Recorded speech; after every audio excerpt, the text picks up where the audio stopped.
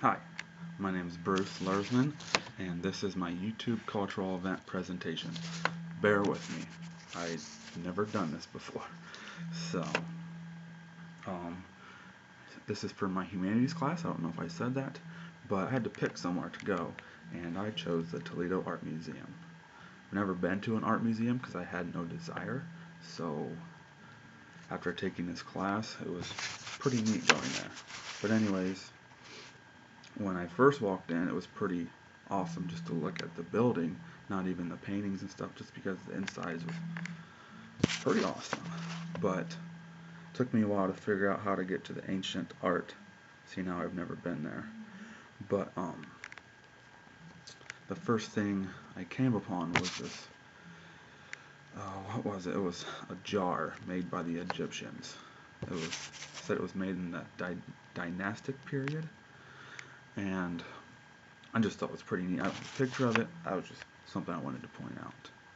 But then they had some more ancient art.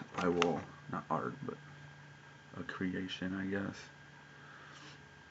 But this is a small tomb that had a bunch of little bodies around it. I thought it was pretty neat, and then just reminded me about the ancient Egyptians and how serious they take the afterlife. They created many things for the afterlife, and would show them in the tombs. They wouldn't use them as decoration, but to replicate the living for the benefit of the dead. They didn't want the art to be seen by the outside world, but these paintings and sculptures were there to help them in the afterlife. Then after that, I came upon more Egyptian art. This, hopefully I can get it in the picture right.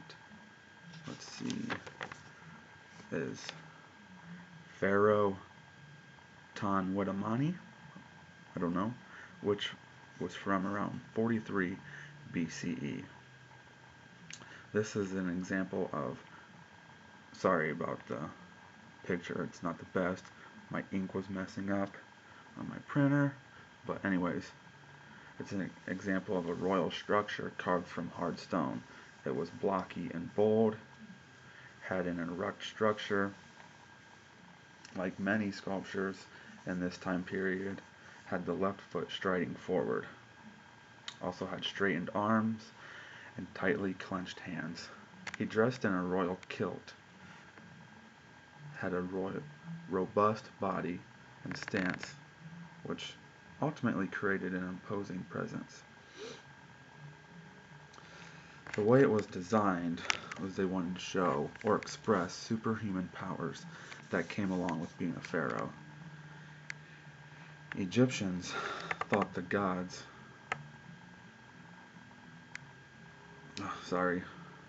created the world, governed natural processes, and they looked after the dead and assured them an afterlife.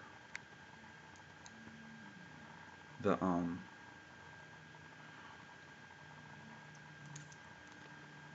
They presented the gods in human form, or they had animal heads with human bodies. There's a lot of different types that they would represent them, but it didn't matter because how they were imagined, because the Egyptians thought the gods were crucial in the human life and the afterlife.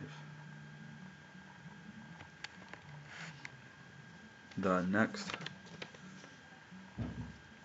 artwork, once again, sorry, it's not the best picture, but this one is a jackal-headed statue in the shape of a mummy, which represents the spirit of the tomb owner, which I thought that was pretty neat. I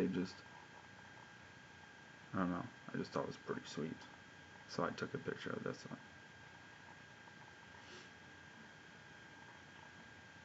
So just seeing different types, it was pretty neat. Seeing how I've never been places like this before. And then the next one, it was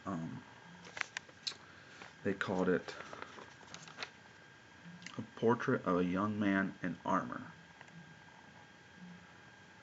This one it was pretty neat. It was kind of broken. Looked like his hand might have been broken. A little bit of his face. Once again, it's not the best.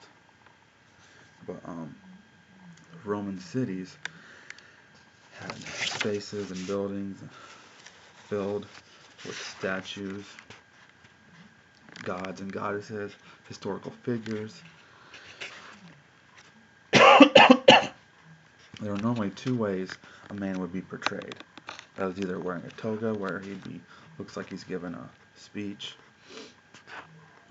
or they would show him in armor, which in this case, this is what he was wearing, armor. But just because he was wearing armor doesn't necessarily mean he was a general. Could have been for a lot of things. Could have been for a parade. I don't know what else really was back then, but I did read that it was in the parade. It could have been a parade. But anyways, it said below the statue that it could have been carved by two different sculptures, just the way it was shaped.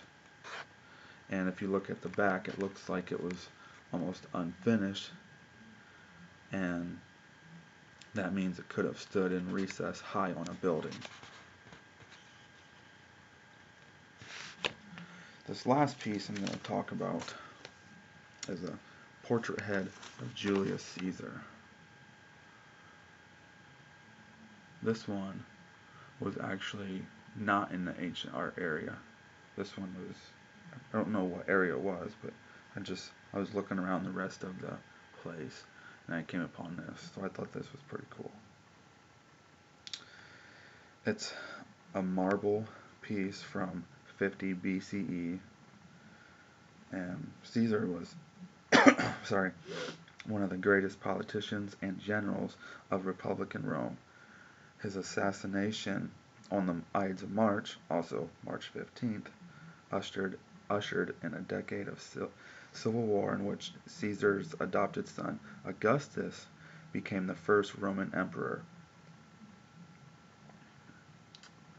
I thought it was pretty neat, pretty detailed, pretty amazing what they could do with so little back then. So, first I thought sorry about the pink fan. Anyways, I thought going to the art museum would have been boring, and just actually going there, it was fun. Going there again, I don't know, because it'd just be the same thing probably. I don't know if they change things, but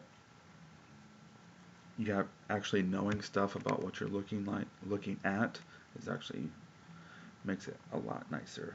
So, hope you enjoyed it. My name is Bruce Lursman for Humanities 100, and that was my Toledo Art Museum adventure. Thank you.